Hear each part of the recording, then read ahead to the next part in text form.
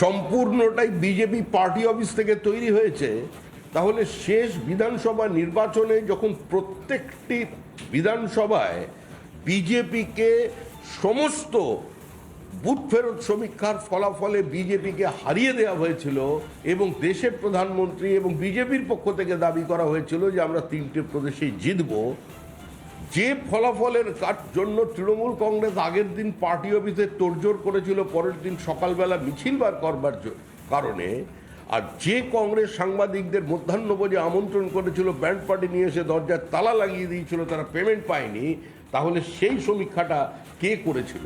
কার টাকায় সেই সমীক্ষা তৈরি হয়েছিল? কোন সংবাদ মাধ্যমকে কত টাকা কংগ্রেসের কোন নেতা দিয়েছেন? ইন্ডিজোটের কত লোক তাদের টাকা দিয়েছেন?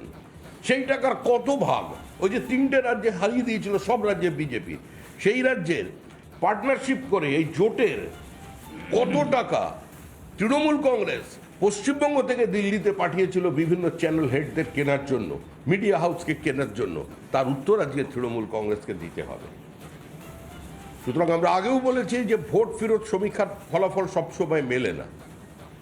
মানুষের মনকে বোঝার মতো রসায়ন বা মানুষ সে ধরনের কোনো বিজ্ঞান, সম্পূর্ণভাবে বিজ্ঞান, আমার মনে হয় যারা মনস্তত্ত্ববিদ আছেন বা যারা কাউন্সেলিং করে থাকেন তারা সবসময় বুঝতে পারেন না।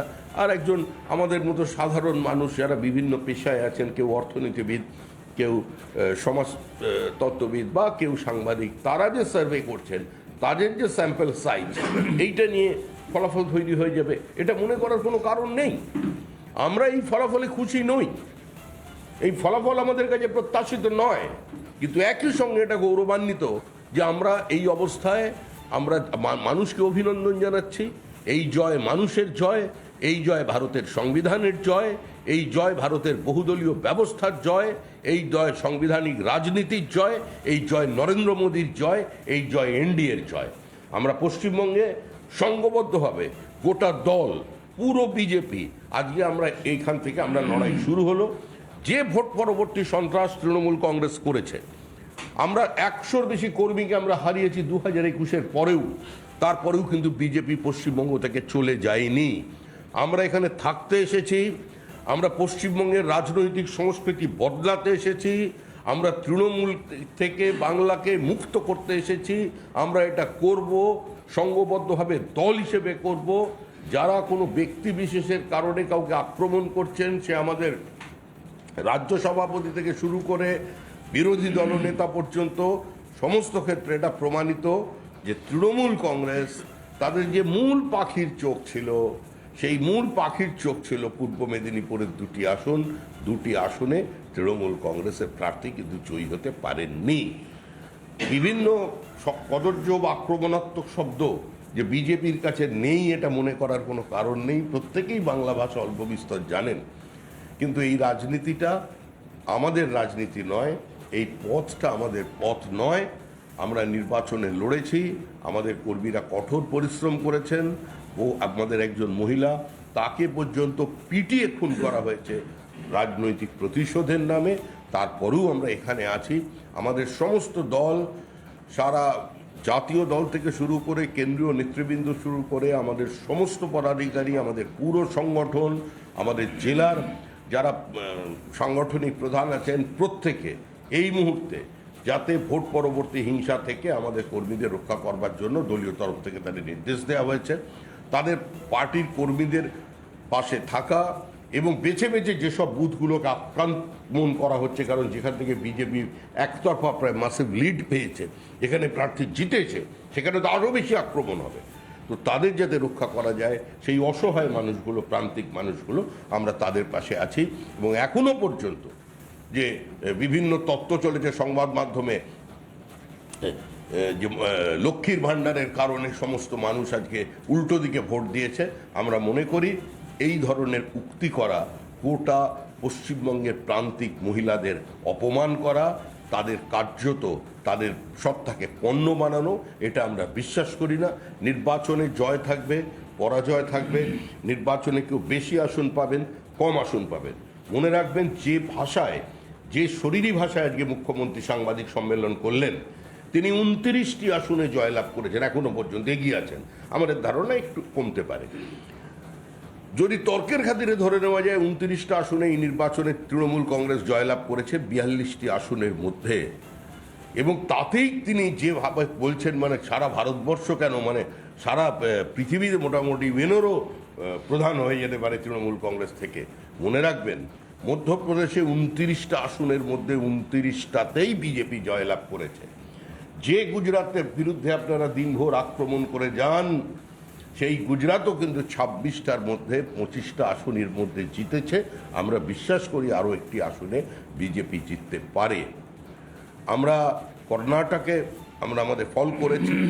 যে দিল্লির মুখ্যমন্ত্রী, তাকে জেলে ভরার জন্য পশ্চিমবঙ্গে এত রণহুঙ্কার দেয়া হলো। এই দল যে কোনো প্রতিহিংসার রাজনীতি করে না, এই দল যে অসহিষ্ণুতার রাজনীতি করে না, আমাদের সরকার চালানোর পথটা সম্পূর্ণভাবেই আইনের শাসন এবং বিশেষ করে কোর্টের নির্দেশে।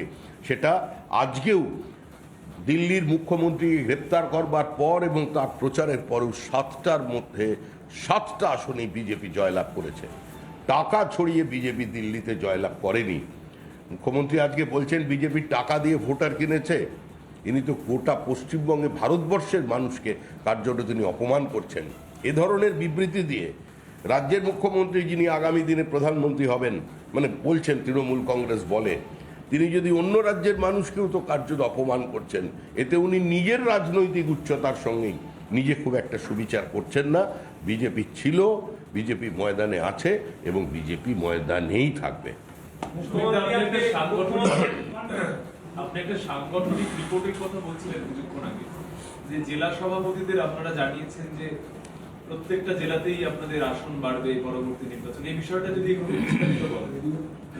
জেলা আসন সভাপতিদের আমরা জেলা সভাপতিদের বলেছি যেখানে যেখানে বিজেপি প্রার্থী জিতেছে সেখানে আক্রমণের মাত্রা আরো তীব্র হবে।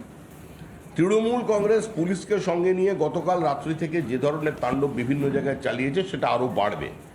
সেখানে যেখানে বিজেপি লিড পেয়েছে, প্রান্তিক বিভিন্ন অঞ্চলে মহিলাদের ওপরে, পুরুষদের ওপরে, বিজেপি কর্মীদের ওপরে যে আক্রমণ হচ্ছে, সেটাকে প্রতিহত করবার জন্য বা আইনগতভাবে ব্যবস্থা নেওয়ার জন্য বা সত্তর সেটাকে আমাদের কন্ট্রোল রুম, আমাদের ওয়ার রুম, আমাদের হেডকোয়ার্টারে জানানোর জন্য যা ব্যবস্থা হয় আপনারা করুন এবং প্রস্তুত থাকুন এর জন্য। আমার দুটো প্রশ্ন, সিম্পল প্রশ্ন। একটা হচ্ছে, আপনি একবারের জন্য বললেন না যে এটা মোদির বিরুদ্ধে রায় না, কিংবার জিতলেন।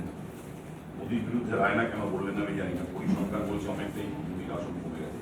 আমি আপনাকে একটা খুব ইন্টারেস্টিং ফ্যাক্টস এন্ড ফিগার দিতে চাই। আর একটা এমনি প্রশ্ন করতে চাই, যে এই প্রথম কোন প্রধানমন্ত্রী তার গতবারের তুলনায় হিউজ লিড কমে গেল। যেই বারাণসী মোদীকে গত বছর 6,74,000 ভোট দিয়েছিল, সেখান থেকে আবার মোদীর ভোট 60,000 কমে গেল। 6,14,000 সামথিং, 60,000 মতো ভোট কমে। গত বছর 4,76,000 ভোটে জিতেছিলেন মোদী, এবার জিতলেন 1.5 লাখ ভোটে। বারাণসী মোদীর ভোট 60,000 কমল। আপনি কি মনে করেন যে এটা একটা মোদীর মতো প্রার্থী, দেশের প্রধানমন্ত্রী প্রার্থী, তার জনভিত্তি কমে গেছে? আমি এই একটা প্রশ্ন।